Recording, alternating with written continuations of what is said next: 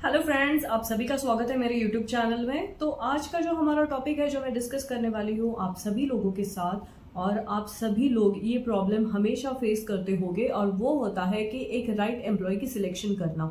तो बहुत बार ऐसे होता है कि अगर हम बिजनेस ओनर्स हैं तो हमारा सबसे मेजर और क्रुशियल पार्ट होता है वो होता है राइट एम्प्लॉयज। और अगर कोई राइट एम्प्लॉय हमें नहीं मिला तो हमें बहुत ज़्यादा फ्रस्ट्रेशन आता है, बहुत ज़्यादा टाइम वेस्ट होते हैं, और उससे ही हमारा बहुत सारा मनी लॉस होता है। इसलिए कोई भी बिजनेस ओनर हो, वो सेटल्ड हो, बहुत लॉन्ग टाइम से बिजनेस कर रहा हो या फिर नया हो, एम्प्लॉयज सिलेक्शन ये बहुत ही क्रुशियल पार्ट है, और ये सभी लोग ये चैलेंज फेस करते हैं। तो आज मैं उसी के बारे में आपसे बात करने वाली हूँ। तो जब हमें कोई एम्प्लॉय की रिक्वायरमेंट होती है, बेसिकली हम जैसे जैसे बिजनेस बढ़ाते जाते हैं वैसे हमें लगता है कि हमारे अंडर और भी एम्प्लॉयज होने चाहिए जो हमारा काम टेक ओवर करेंगे और हमारा काम इजी करेंगे। तो इसके लिए हम सोचते हैं कि हम कोई भी एम्प्लॉय ले लेंगे और उसे जो भी उसके इंडस्ट्री स्टैंडर्ड के अनुसार सैलरी होगी वो दे देंगे, और हमारा जो काम होगा वो उसे अलॉट कर देंगे। तो जब हम इंटरव्यू लेते हैं तो सबसे बड़ी प्रॉब्लम जो होती है वो होती है कि एम्प्लॉय जो राइट एम्प्लॉय है उसे सिलेक्ट करना। तो जब हम इंटरव्यू के लिए कोई भी रिक्वायरमेंट डाल देते हैं और हमारे पास वॉक इन इंटरव्यू के लिए कोई भी कैंडिडेट आ जाता है, तब हम कौन से चैलेंजेस फेस करते हैं। सबसे पहले उसकी नॉलेज लेवल। नॉलेज लेवल मतलब क्या? जब एम्प्लॉय हमारे पास इंटरव्यू के लिए आता है तो वो उसके बायोडाटा के साथ बहुत सारे सर्टिफिकेट्स लेके आता है। वो सर्टिफिकेट्स शायद उसने कोई कोर्सेज किए होंगे, वो उसके पास आउट सर्टिफिकेट्स होंगे जो बहुत अच्छे मार्क्स होंगे उसके ऊपर। उसके बाद उसने उसके एक्सपीरियंस डेवलप करने के लिए कोई कोर्सेज किए होंगे। तो मुझे बताइए, जो ये सर्टिफिकेट्स होते हैं उसमें और जो प्रैक्टिकल नॉलेज होता है उसमें बहुत फर्क होता है। ये हम ही बता सकते हैं बिकॉज हम ये प्रैक्टिकली एक्सपीरियंस करते हैं। तो जब वो एम्प्लॉय, अगर मैं एग्जांपल लेती हूँ कि वो अकाउंटेंट के जॉब के लिए अगर आ रहा है, तो वो उसने प्रेजेंट किया कि मुझे MSc IT आता है, मैंने टैली का कोर्स किया है, या फिर मैंने और भी कोई कोर्सेज किए हैं जिससे मैं कोई भी अकाउंटिंग का काम होगा वो इजीली कर पाऊंगा। लेकिन मुझे बताइए कि वो जो नॉलेज लेके आया है, जो बुकिश नॉलेज लेके आया है, वो प्रैक्टिकल नॉलेज से कितना डिफरेंस लेती है। प्रैक्टिकल नॉलेज बहुत ही डिफरेंट होता है बुकिश नॉलेज के साथ। मैं एक एग्जांपल देना चाहती हूँ कि मैंने ऐसे ही एक एम्प्लॉय हायर किया था, और उसने बहुत अच्छा कोर्स कंप्लीट करके वो आया था, बहुत अच्छे मार्क्स उसके कॉलेज में आए थे।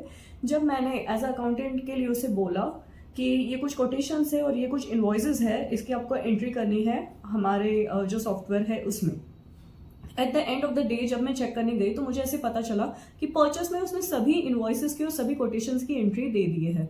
जब मैंने उसे पूछा कि ये कोटेशंस है ना कि ये इनवॉइसेस है, और ये इनवॉइस मतलब हमारे एक्चुअल परचेस होती है, ये कोटेशंस मतलब हमने सिर्फ एक एस्टिमेशन ले लिया है, ये अब तक परचेस में कन्वर्ट नहीं हुआ है, तब मुझे पता चला कि उसे ये डिफरेंस ही नहीं पता था कि कोटेशन और परचेस क्या होता है। उसे लगा कि ये कोटेशन यहाँ पे क्वांटिटी है, रेट है, या फिर फाइनल अमाउंट आई है, तो ये भी हमारे परचेस हुए।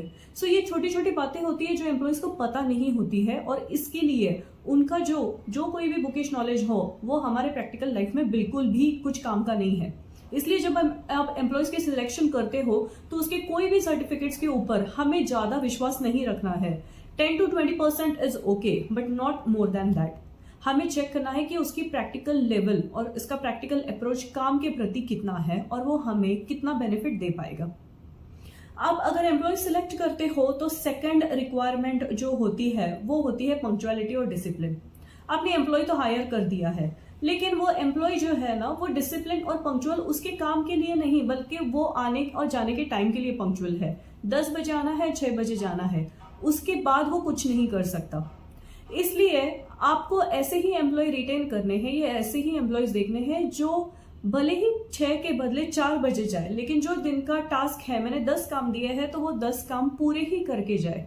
बहुत बार एम्प्लॉयज क्या करते हैं कि 10 काम में से 7 काम कर देते हैं और 3 काम जो है वो कल आके करेंगे। तो इसकी वजह से क्या होता है, एम्प्लॉय जाने के बाद हम एज ए एम्प्लॉयर हम रिस्पॉन्सिबल होते हैं, हम आंसरेबल होते हैं, और इसके लिए हमें ही वो काम बैठ के करना पड़ता है। हमने एम्प्लॉय इसके लिए हायर किए हैं कि हमारा काम ईजी हो जाए, लेकिन एम्प्लॉयज सिर्फ 10 बजे आना है और 6 बजे जाना है। तो ऐसे जो पंक्चुअल है अपने खुद के आने और जाने के टाइम के लिए, तो ऐसे एम्प्लॉयज हमें नहीं रखने हैं। और ये आपको बहुत क्लियर कर देना है इंटरव्यू के टाइम के, जब आप इंटरव्यू लेते हैं उसी टाइम पे आपको ये क्लियर कर देना है कि यहाँ पे आने और जाने का टाइम फिक्स है, लेकिन जिस दिन काम ज्यादा होगा उस दिन आपको ये काम पूरा करके ही फिर घर जाना होगा। तो इस तरह से उनको भी रिस्पॉन्सिबिलिटी रह जाएगी कि हमारा काम कितना इंपॉर्टेंट है और काम जो हम करने वाले हैं वो कितने टाइम में कंप्लीट करना चाहिए।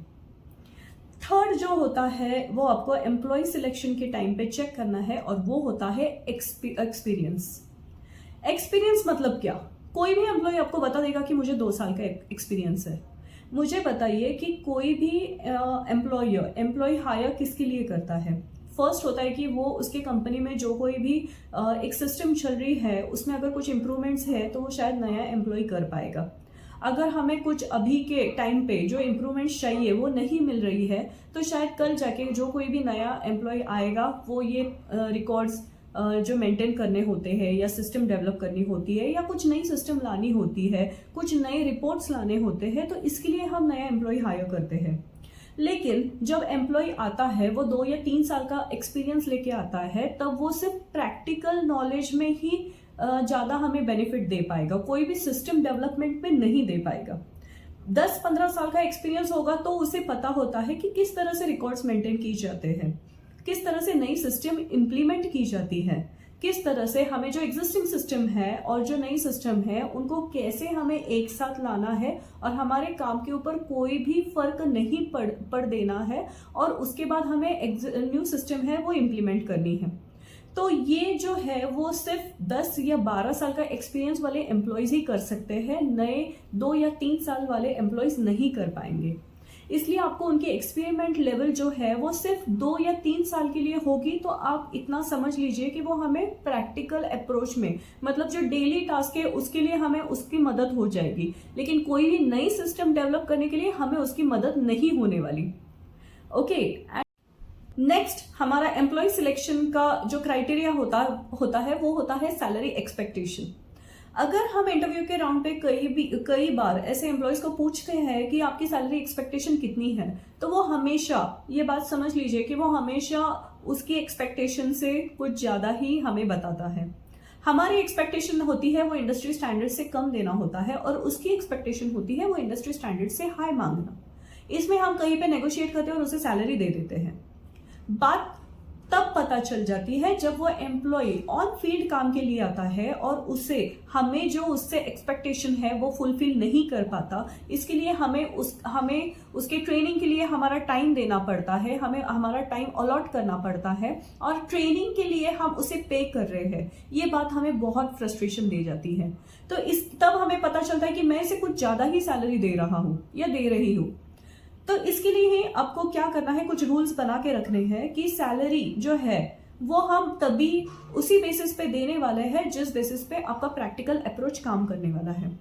तो आपको ये एम्प्लॉयज के साथ डिस्कस करना है। इंटरव्यू राउंड के टाइम आपको प्रैक्टिकल क्वेश्चंस ज्यादा पूछनी है। जो इंडस्ट्री नॉर्म्स के अनुसार कुछ क्वेश्चंस होती है वो हमें नहीं पूछनी है, हमें प्रैक्टिकल क्वेश्चंस ही उनसे ज्यादा पूछनी है, जिससे हमें पता चल जाएगा कि इसका लर्निंग जो है वो लर्निंग कितने % से वो कर सकता है या फिर ये कितने फास्ट काम कर सकता है, और तब हम सैलरी जाके कुछ डिसाइड कर पाएंगे। इसलिए उनकी जो सैलरी एक्सपेक्टेशन होती है वो इंडस्ट्री स्टैंडर्ड से ज्यादा होती है, ये बात हमें समझनी चाहिए, और उसी तरह से हमें उनको सैलरी जो है वो ऑफर करनी है। और वो ऑफर्ड सैलरी भी वैसी ही होनी चाहिए जिससे वो प्रैक्टिकल नॉलेज में हमें ज्यादा मदद करे। दोस्तों, मेरा यही कहना है कि हमें हमेशा एम्प्लॉय सिलेक्शन के टाइम पे प्रैक्टिकल अप्रोच ही ज्यादा देखना है, बिकॉज वो ही सबसे ज्यादा काम आता है। कोई भी सर्टिफिकेट्स हो या कोई भी बुकिश नॉलेज हो, कोई भी डिग्री हो, इससे ज्यादा हमें प्रैक्टिकल नॉलेज के ऊपर ही ज्यादा फोर्स करना है, और वो ही एम्प्लॉयज कर पाते हैं या नहीं वो हमें चेक करना है। मुझे बात बताइए दोस्तों कि कई बार बिजनेस ओनर्स जो होते हैं वो इंजीनियर्स होते हैं, लेकिन फिर भी इंजीनियर होने के बावजूद भी कई बार वो इन्वेस्टमेंट कंपनी में काम करते हैं, वो कई बार फाइनेंस कंपनी में लीड करते हैं, लेकिन उनकी एजुकेशन हुई थी वो आईटी इंजीनियरिंग से हुई थी या कई कौन सी अलग फील्ड से हुई होगी, और वो अभी फाइनेंस में काम कर रहे हैं। तो ऐसे होता है ना कि डिग्री कोई और कुछ और होती है और हमारा प्रैक्टिकल नॉलेज एक्सपीरियंस जो होता है वो कहीं और होता है। तो यही सब बातें हैं जो एम्प्लॉयज के टाइम सिलेक्शन करते वक्त भी हमें ध्यान में रखनी है। और मैं आपको लास्ट पॉइंट बताना चाहती हूँ, वो होता है एम्प्लॉय रिटेंशन। ये बहुत मेजर और क्रुशियल पार्ट है एम्प्लॉय रिटेन करना। हम अक्सर ऐसे करते हैं कि कई बार एम्प्लॉय सिलेक्ट कर लेते हैं, उनको ट्रेनिंग देते हैं, हमारा बहुत ज़्यादा टाइम वेस्ट होता है उनके ऊपर, और जब वो अब सीखने के काबिल हो चुके हैं, वो अब सब काम करने के काबिल हो चुके हैं, तब हमें अर्जेंट उनसे पता चल जाता है कि वो 1 या 2 महीने में काम छोड़ने वाले हैं। तो वापस नए एम्प्लॉयज ढूंढो, वापस उनको ट्रेन करो, तो ये बहुत लेंदी प्रोसीजर है। एज अ बिजनेस ओनर हम यही काम नहीं कर सकते, हमें और भी ज्यादा काम होते हैं। तो इसके लिए अगर हमें एम्प्लॉय रिटेन करना है तो आपको कौन सी बातें याद रखनी है। मैं मेरे पर्सनल एक्सपीरियंस से ये शेयर करना चाहती हूँ कि हम जब उनका सैलरी ऑफर करते हैं तो सैलरी डिसाइड हो चुकी है, तो हर महीने हमें कुछ 500 या 1000 रुपए उनको एज अ सिक्योरिटी डिपॉजिट करके कुछ अकाउंट बनाना है और उसमें ये डाल देने हैं। मतलब अगर उनकी सैलरी 20,000 होगी तो उनको 19,000 ही देनी है और 1,000 होगा वो उनका सिक्योरिटी डिपॉजिट। तो ये जो 1,000 जो सिक्योरिटी डिपॉजिट एक्यूमुलेट हुआ है उसका क्या करना है।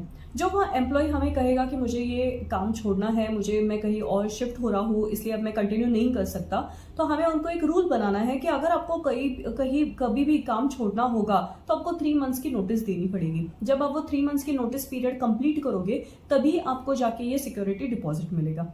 और अगर आप ये नोटिस पीरियड कंप्लीट नहीं करोगे तो हम आपको सिक्योरिटी डिपॉजिट नहीं देंगे। तो इससे क्या होता है कि एम्प्लॉयज को एक रिस्पॉन्सिबिलिटी रहती है, उनको ये मालूम होता है कि मैंने अगर नोटिस दिया, अगर वो एम्प्लॉय 1 साल काम कर रहा है तो उसके 12,000 है जो उसे मिलने वाले हैं, तो वो एक रिस्पॉन्सिबिलिटी से हमें नोटिस पीरियड देगा और उसके बाद ही 3 महीने के बाद वो काम छोड़ के जाएगा।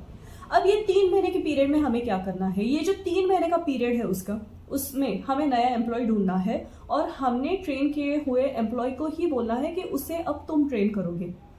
मतलब 1 या 2 महीने वो उसे ट्रेन करेगा और वो एम्प्लॉय 2 महीने के बाद अब ये काबिल हो जाएगा कि वो अपने खुद से ही पूरा हमारा ऑफिस का काम है वो कंटिन्यू कर सकता है। तो इसलिए ये एम्प्लॉयज जाने के बाद हमें नया एम्प्लॉयज ढूंढने की जरूरत नहीं है, ना कि हमें नए एम्प्लॉय को ट्रेन करने की जरूरत है। तो इससे क्या होगा, हमारा टाइम भी वेस्ट नहीं होगा और हमारी जो सिखाने की एनर्जी है वो भी वेस्ट नहीं होगी। तो इस तरह से हमें ये सारी बातें याद रखनी है जब हम कोई भी कैंडिडेट एज ए इंटरव्यू के लिए बुलाते हैं या किसी पोस्ट के लिए सिलेक्ट करते हैं। आई होप दोस्तों आपको ये मेरा वीडियो जरूर यूजफुल लगा होगा। अगर आपको कोई डाउट्स होंगे तो जरूर कमेंट बॉक्स में मुझे बता दीजिएगा। Till then, thank you so much.